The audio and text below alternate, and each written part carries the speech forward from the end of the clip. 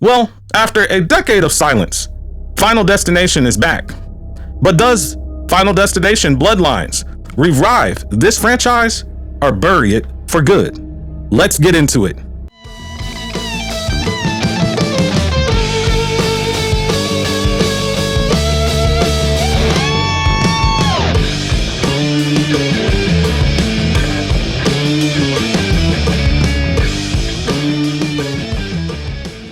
Guys, well, Final Destination Bloodlines came out last year in 2025.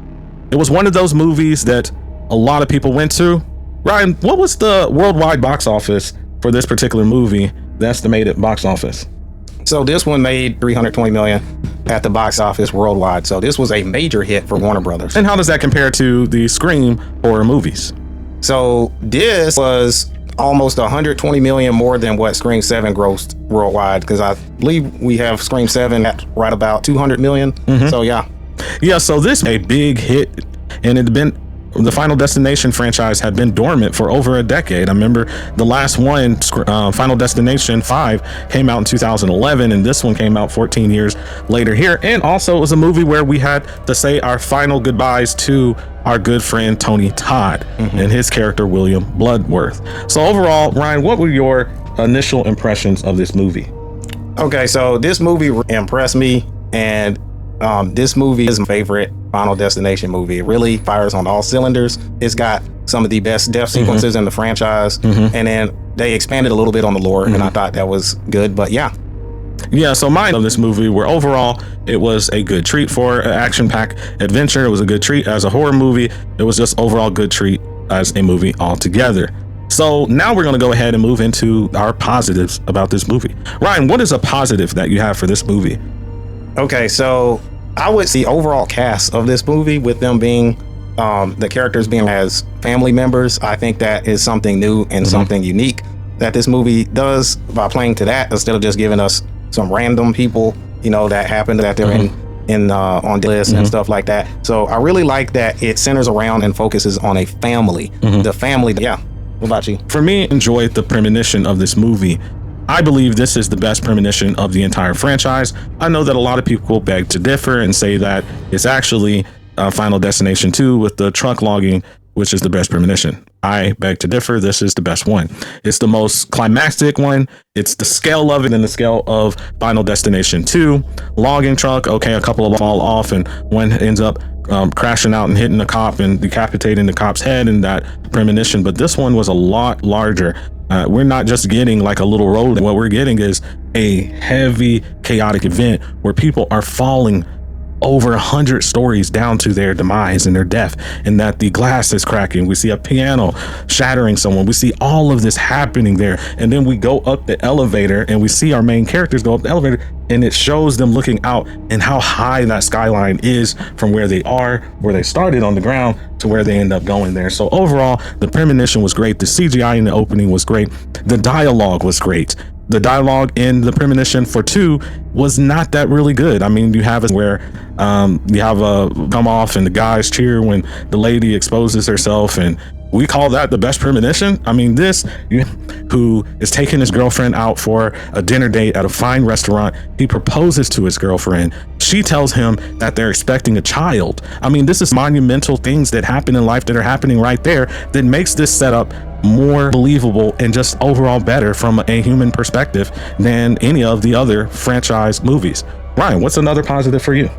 Okay, so for me, positive would be the fake out sequences that we get in this film, because this film will make you think that it is time for one character to die, and then it'll turn around and pull the rug from underneath you and make you, think and wondering, you're like, why didn't they die when they were next on death's hit list? And then you come to find out that character was not actually in the bloodline, so they weren't even on death's hit list to begin with. So that was definitely one of the better parts of the film, and it uses some of the most common scene deaths, the whole someone's off into the road, and then you thinking that they're gonna get hit by the bus, and then it's like, we've seen that many times, and I like that it did that. So yeah, another thing that I enjoyed about this this particular movie is the fact that it takes a twist on the Final Destination franchise. Usually we have either a group of strangers or we have a group of college, young adult, or high school students. They're all out as friends. yes, this is somewhat interesting, but it's kind of hard to connect. But this is easier to connect with because we have relatives. We all are part of some family, whether you like it or not. And so the fact that this is rooted in a family and the actual death sequences that pertain to a family make this more appealing and more realistic to human life. Not all of us are in high school. Not all of us are young adults. Not all of us are co-workers at a job, but all of us have a family and we're a part of some family. And so that hits home for me. Ryan, any more positives for you?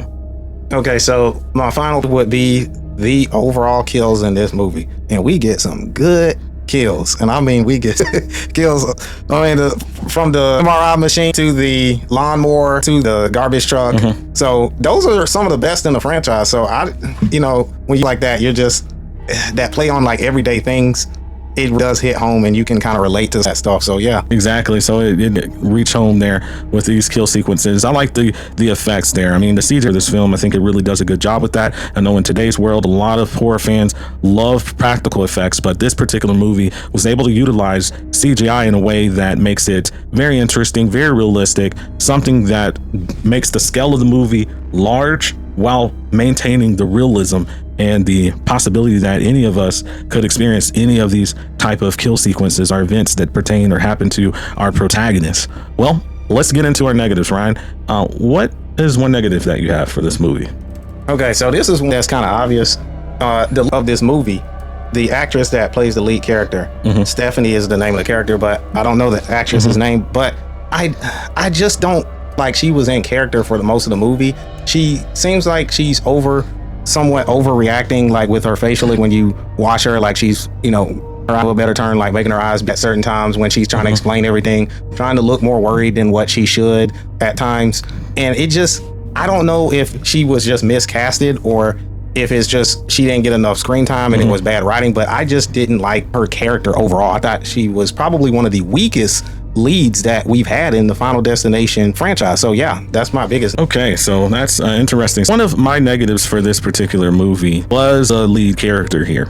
And so I understand she didn't do a terrible job at all. She wasn't a weak lead in the particular movie, but she also was not compelling. If we remember in this franchise, in the original one, Destination, we get Alex and Claire as our leads. They were very compelling. They were very, very captivating. We want to know and experience more and get to be inside of these characters' minds. For this particular movie, I didn't really feel or care too much about the main character. I don't know if that's because I'm just different or not, but there have been other movies where I have liked a female lead and thought that she was amazing and great in her role. I mean, most recently, Ready or Not 2, and I thought the two leads in that movie who were female did an amazing job. I just was not captivated, nor was I interested in her as a lead in this movie. So, anything else as far as negatives, Ryan? As far as I would say, I would go as far as, and I don't know everything about this, but I honestly think that Tony Todd's character should have had somewhat a little bit more screen time, just a little bit more. I like that, and I like how they wrote his narrative into the story as being one of the people that was in the Skyview. But I really wanted to see more, and I understand that he was at the time they didn't know how much longer Tony had to live, and I just thought I wanted to see a little bit more of his character in the film. So that's one that I have. What about you? So for me, this particular film lacked in regards to its supporting cast. Yes, I did like the guy with the tattoos and the piercings. Thought he did an amazing job in this particular movie. But outside of him, his his sister, really, again, didn't really that much. They didn't strike me at all based off their personality. We didn't get to spend a whole lot of time with them. We're kind of introduced to the family gathering, and then all of a sudden the kills start taking place. I felt like this movie really lacked in bringing home to us likable characters. In order to make the deaths more meaningful, I think you have to flesh out these characters and make us love them or like them at least there, so that when they do die, when they do have deaths, they're more meaningful, more impactful. The audience is more captivated by the main character or in supporting cast have passed. Anything else as far as negatives, right? Okay, final negative is the ending of the closing. As I said, with Final Destination does not seem to know how to land the plane, and they need to do something different in these third acts. because they're very repetitive. So I didn't like the ending because it was just, you already knew what was going to happen. I wish they would do something to be a little bit more unique in the next. But yeah, the ending was too abrupt for me. So yeah. For me, another that I have, and this is pertaining to characters of different races or ethnicities. In this movie, we have the father of the protagonist, and he appears to be of Asian descent. And I just didn't like the fact that they basically delegate him to a non-speaking role. I felt as though it's a bit of a lack of service to our brothers and of Asian descent to basically say you can be seen but not heard, is what this film seems to be telling us by not allowing him to speak in this movie. And one might, oh, well, he says something at the end. Oh, that's not what I'm talking about. I'm talking about giving characters, especially minority characters of different races, the chance and the opportunity not just to be seen in a movie, but to be able to speak in a movie and to be fleshed out as real human beings with real life experiences. I felt like this movie did not do his character justice there. So let's go ahead and move on to our Crown Carnage. Ryan, so for the best kill scene in this movie, the Crown Carnage, who are you awarding that to? What kill scene? Okay, so the best scene in this movie is definitely going to be one that y'all already know. It's going to be the MRI machine, because this was a kill that, man, this might not only be just the best in this movie, it is the best. I'll go as far as say it is the single best kill in the whole Final Destination franchise. This kill was spectacular. MRI machines, for all of you all that don't know, they're basically just large magnets, and they are used to visualize organs without having to do an actual surgery. So, you know, you can do it on someone's brain or do it on someone's chest to look into their body without having to open them up. Yeah, MRI machine, that was best. So yeah. Okay, moving on. MISFIRE for the worst kill scene in a movie. Okay, so that is go to Stephanie's mom, who actually, she kind of gets up in this film too as a character, but in the third act, when they go to Iris's house, her little death, I'll call it a death trap house, but she goes out there and they're all in the RV, and then they're getting ready to go in, and then you have the explosion. There's like this wooden beam light pole that falls all of a sudden. It just like kills her, and it's just like, okay, that was kind of a throwaway kill. So it was just too quick, too sudden, and it just basically makes you feel lesser about her character because it wasn't anything, no suspense or anything building up. So yeah.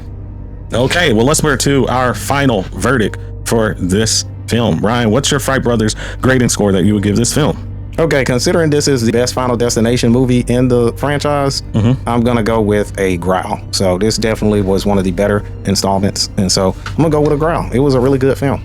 And the same for me, I will go with a growl. This movie exceeded expectations. There was plot development in this particular movie. There was character development in this particular movie. And so for that reason, I will give it a growl. Guys, we want to know what your thoughts are for this movie. Did you think this Final Destination is the best in the entire franchise? Or is it another one? Who would you, or what kill scene would you award the Crown Carnage to? Please put it in the comment section below. And remember, Fright Fam, be watchful.